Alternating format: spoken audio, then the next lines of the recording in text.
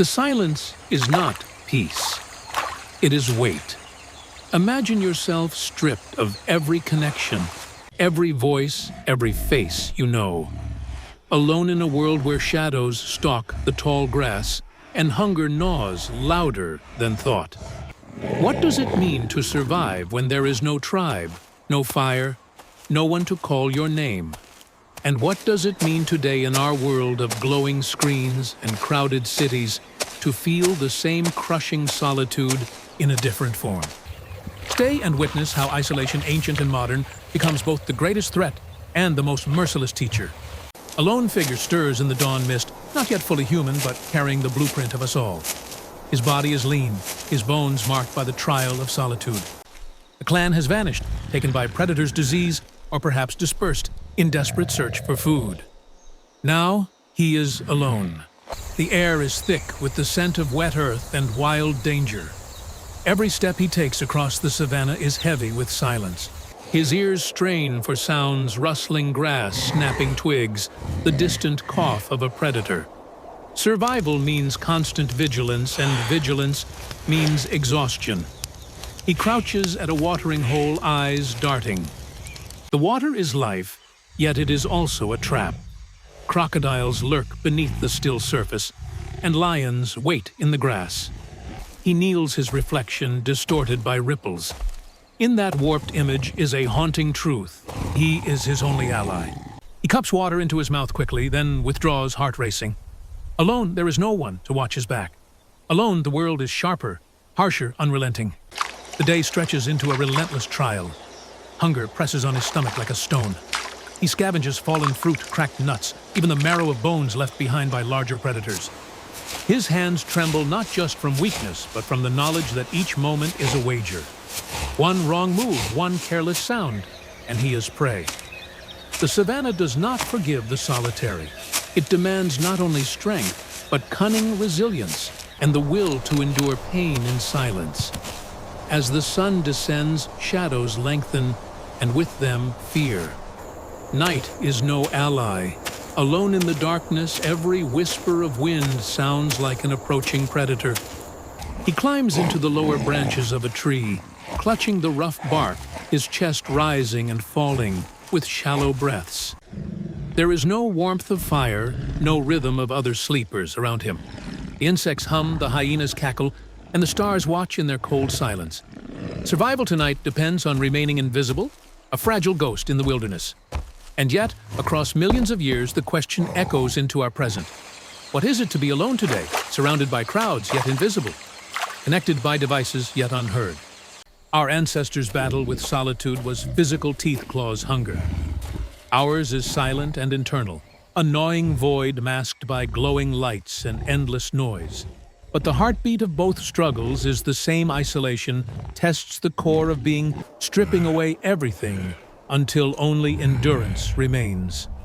The second dawn breaks with a pale light painting the savannah in muted gold. The lone figure descends from the branches where he clung through the night.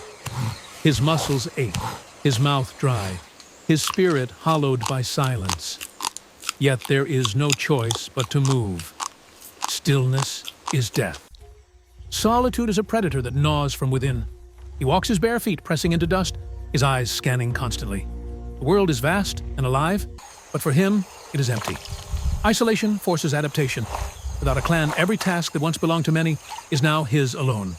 He sharpens a branch against a stone, fashioning a crude weapon, though he knows it is no match for the strength of a lion. He gathers stones to crack open shells, his hands bruised from trial and error. Each movement is slow, methodical, born of necessity rather than skill. In silence, he becomes both hunter and gatherer, watchman, and warrior, child and elder, all at once. Midday sun scorches the land, and with it, hallucinations of company whisper into his mind. He imagines the sound of footsteps behind him, the comfort of familiar faces, the rhythm of voices. But there is nothing. Only wind through the grass. Loneliness becomes as tangible as hunger. It weighs on him, bends his shoulders, and clouds his instincts. This is the true danger of isolation, not only the threat outside, but the weakening within. Without others, fear grows larger, shadows stretch longer, and every sound in the wild becomes an enemy. Still, survival is stubborn. His body finds food where others might see only waste. He gnaws at roots, chews bitter leaves, and scavenges insects from under stones. The taste is foul, but nourishment is life. At the edge of a riverbank, he spots the remains of a carcass left by hyenas. He approaches slowly, scanning for movement. Flies swarm the stench thick, but his hunger overrides his revulsion. With a shard of stone, he scrapes marrow from bone, each bite a small victory against death. As night returns, the wilderness grows restless. Hyenas howl in the distance, their laughter mocking. He climbs higher into a tree, this time choosing a branch that sways less in the wind. He hugs himself tightly, rocking in silence, his eyes fixed on the stars. In the infinite black sky, there is no comfort, only vastness. Yet beneath that sky, his breath continues. Each inhale, each exhale is defiance. And so we look at ourselves, our modern world of endless noise and endless company, yet haunted by the same emptiness. Isolation today is not in the grasslands, but in bedrooms, offices, cities lit by artificial light. People scroll through glowing screens, seeking connection, yet feel unseen. They sit in crowded trains surrounded by faces, yet feel abandoned. The predators of today are invisible, feeding not on flesh, but on the spirit, depression, anxiety, despair. And still, the root is the same. Alone, whether in the wilderness or in a crowd, survival becomes an internal war. The third day dawns with a silence heavier than the nights before. His body is weakened, but his senses sharpened by necessity. He follows the scent of fruit, carried by the wind moving carefully between thickets. A tree rises ahead, its branches heavy with figs. He climbs every movement, deliberate, gripping bark that splinters his palms. The sweetness of fruit fills his mouth, and for a fleeting moment, relief floods through him. In isolation, every bite is sacred, every taste a reminder that he still belongs to life. Yet solitude leaves no room for rest. While eating, he hears the rustle of grass. His body freezes. His breath halts. Below, a leopard prowls, drawn by the same fruit, and the vulnerable figure above. His heart pounds against his ribs, yet he knows he cannot cry out for help. He presses his body against the tree, becoming part of its shadow. The predator circles, sniffing, waiting, but eventually drifts away.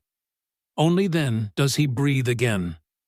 This is the lesson of solitude, to vanish into silence, to become unseen, to endure fear without voice or hand to steady you. By midday, the heat becomes suffocating. He seeks shade beneath rocks, curling his body into the earth's cool embrace. His eyelids flutter, but sleep is shallow, broken by phantom sounds. Dreams of kin haunt him, faces that no longer exist, laughter that no longer fills the air. Waking is worse than sleeping, for waking reminds him he is alone. Loneliness is no less dangerous than predators. It erodes the will to fight, dulls the instinct to move, and tempts surrender.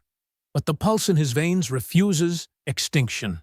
He rises, staggering forward into the vast unknown. As the evening falls, he finds himself at the edge of a cliff, the savanna stretching endlessly below.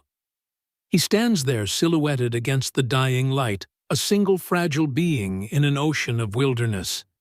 Yet in that moment his posture shifts. He does not cower. He gazes outward, and in the stillness there is a strange strength. Alone he becomes both vulnerable and unbreakable. There is no one to lean on, no one to save him, but also no one to dictate his path. Isolation becomes both curse and liberation. And here, across millions of years, our reflection emerges. Modern solitude carries the same paradox. A man sits in a crowded cafe, headphones on, surrounded by voices, yet his heart feels no connection. A woman scrolls endlessly through messages, her phone lighting her face in the dark, yet she feels unseen. The predators of today wear no furore, no warning. They arrive in silence, through absence and neglect, through the endless comparison of lives on glowing screens. The ancient figure on the cliff and the modern figure in the city share the same truth alone. Survival demands courage, not just of the body, but of the spirit.